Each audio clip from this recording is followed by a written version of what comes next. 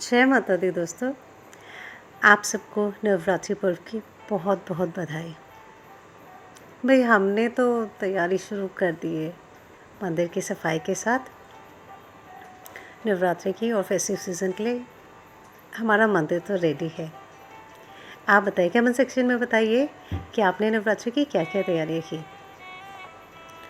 तो जैसे कि आप देख रहे हैं, हमने मंदिर तैयार किया है और साथ ही तैयार किया हमने खिचड़ी भी। खिचड़ी की लेकिन लोगों को बड़ी परेशानी है कि हमारी खिचड़ी जमती नहीं है, अच्छी नहीं आती या आती ही नहीं है। तो उसके लिए छोटी छोटी टिप्स देना चाहूँगी। आप खिचड़ी को उठा के बस यूं ही मत डाल दीजिए, ये बिल्कुल गलत तरीका है। इससे वो आती नहीं है बाहर। आपको पहले आप इवन कर दीजिए मिट्टी को, उसके बाद जौ को मिट्टी के साथ मर्ज कर दीजिए, मिला दीजिए ताकि वो थोड़ा सॉफ्ट हो जाए। उसके बाद उसे इवनली स्प्रेड कीजिए। गीली मिट्टी के साथ मिलाने के कारण उसके अंदर मॉइस्चर आ जाएगा, वो जल्दी से ग्रो करेगा। तो इस तरह से आप इसे पूरी तरह इवनली स्प्रेड कर दीजिए। अच्छा, रेशो जो रहेगा वो 3:1 रहेगा। 3 पार्ट आप रेत मिलाएंगे और 1 पार्ट मिट्टी सिर्फ। उसके बाद जब आपने पूरा जौ स्प्रेड कर दी, उसके बाद आप रेत मिली हुई मिट्टी को उसके ऊपर डालेंगे। पूरा भर नहीं देना है, मतलब लाइक दिखना चाहिए कि जौ है वहाँ पे, ताकि वो स्प्राउट हो सके। तो इस जर्मिनेशन में टाइम जितना आप कम इसके ऊपर मिट्टी डालेंगे, जर्मिनेशन का टाइम उतना कम हो जाएगा। और अगर आपने बहुत ज़्यादा मिट्टी डाल दी तो 3-4 दिन के बाद तो आपकी जर्मिनेशन स्टार्ट ही होगी, क्योंकि वो ऊपर आने में उसको टाइम लगेगा मिट्टी को चीर के, है ना। तो इसलिए बस ज़रा से मिट्टी डालिए और पानी आपने सिर्फ स्प्रे करना है बॉटल से, या फिर हाथ लगा के हाथ में लेके थोड़ा सा पानी डालना है, बहुत ज़्यादा पानी भी नहीं डालना है इसमें। तो ये थी मंदिर सजाने और खिचड़ी की बात। अब मैं बात करूँगी कील कवच के बारे में।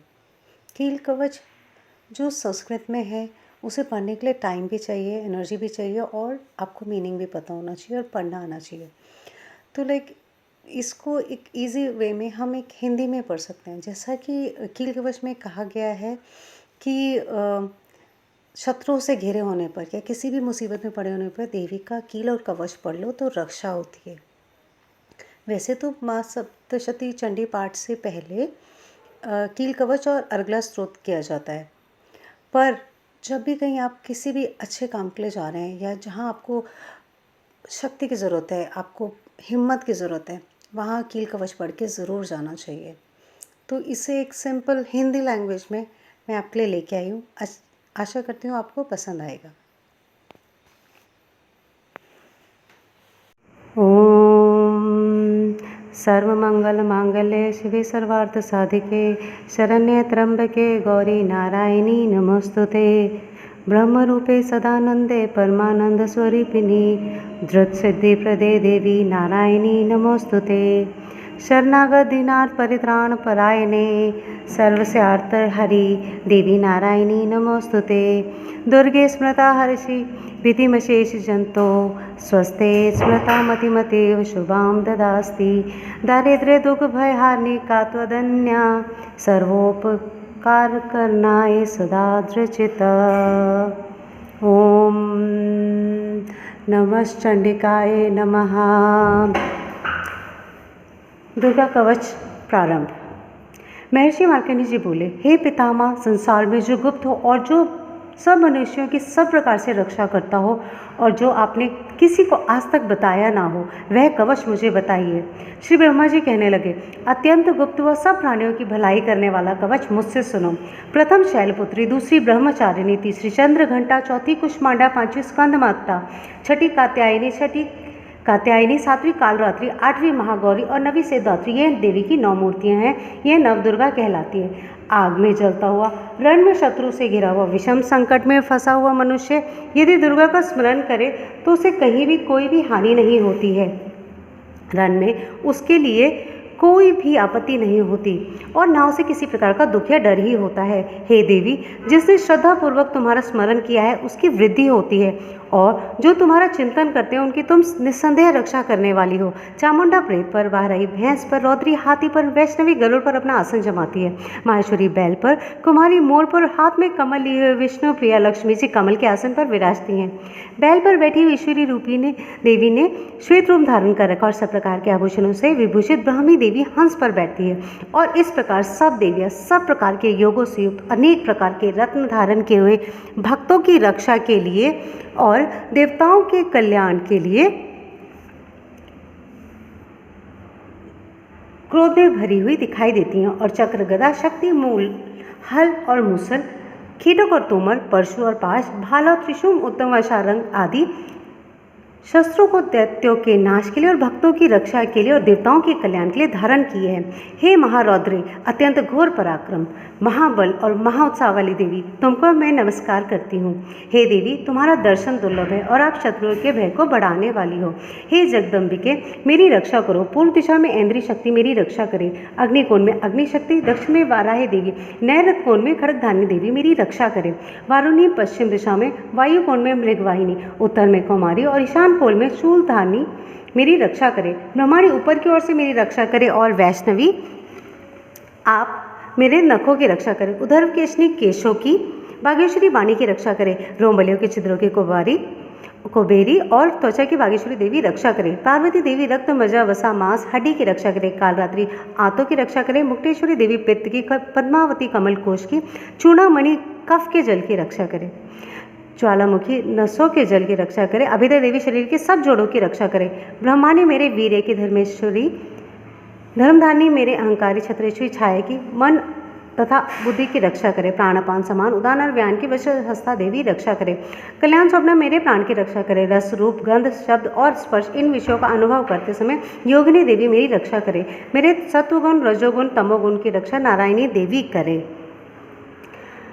आयु की रक्षा वाराही देवी, वैष्णवी धर्म की और चक्रिन देवी मेरे यश, कीर्ति, लक्ष्मी, धन, विद्या की रक्षा करे।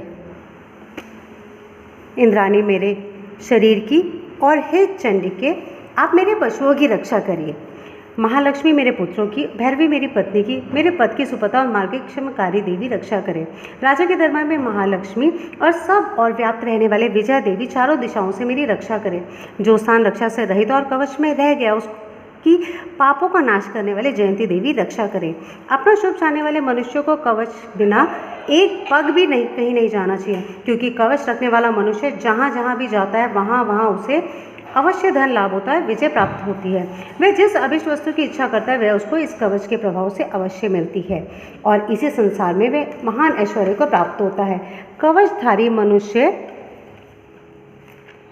निर्भय होता है और वह तीनों लोकों में माननीय होता है। देवी का यह कवच देवताओं के लिए भी कठिन है। जो नित्य प्रति नियम पूर्वक तीनों संध्याओं को श्रद्धा के साथ इसका पठन पाठन करता है उसे देव शक्ति प्राप्त होती है। वह तीनों लोकों को जीत सकता है और अकाल मृत्यु से रहित होकर 100 वर्षों तक जीवित रहता है। उसकी लुता, चर्म रोग, विस्फोटक आदि समस्त व्याधियाँ समूल नष्ट हो जाती हैं और स्थावर, जंगम और कृत्रिम विष दूर होकर उनका कोई असर नहीं होता और समस्त अभिशारक प्रयोग और इस प्रकार के जितने यंत्र, मंत्र, तंत्र इत्यादि होते हैं इस कवच को हृदय में धारण करने से नष्ट हो जाते हैं। इसके अतिरिक्त पृथ्वी पर विचरने वाले भूचर, नभचर, जलचर प्राणी उद्देश्य मात्र से सिद्ध होने वाले निम्न कोटि के देवता, जन के साथ प्रकट होने वाले देवता, कुल देवता, कंठमाला और डांकनी शांकनी, अंतरिक्ष में विचरने वाले अत्यंत भयानक बलवती डांकनियाँ, शांकनियाँ, ग्रह, भूत, यक्ष, गंधर्व, राक्षस, ब्रह्म राक्षस, बेताल, कुष्मांड और भैरवादी अनिष्टकारक देवता भी उस मनुष्य को जिसने कि अपने हृदय में कवच धारण किया है देखते ही भाग जाते हैं। इस कवच के धारण करने से मान और तेज बढ़ता है। जो मनुष्य इस कवच को धारण करके पाठ करके उसके पश्चात सप्तशती चंडी का पाठ करता है उसका यश जगत में विख्यात होता है। वे जब तक वन, पर्वत और कानादि इस भूमंडल पर स्थित है तब तक यहाँ पुत्र पौत्र आदि संतान परंपरा बनी रहती है। फिर देहांत होने पर ऐसा मनुष्य परम पद को प्राप्त होता है जो देवताओं के लिए भी कठिन है और अंत में सुंदर रूप को धारण करके भगवान शंकर के साथ आनंद करता हुआ परम उसको प्राप्त होता है। इति श्री कीलकम स्तोत्रम दिव्या कवचम समाप्तम। कीलक स्रोत प्रारंभ। महर्षि मार्कंडेय जी बोले, निर्मल ज्ञान रूपी शरीर धारण करने वाले दीपत्रयी रूप दिव्य 3 नेत्रों वाले जो कल्याण प्राप्ति के हेतु अपने मस्तक पर अर्धचंद्र धारण किए हुए हैं, उन भगवान शंकर को नमस्कार है।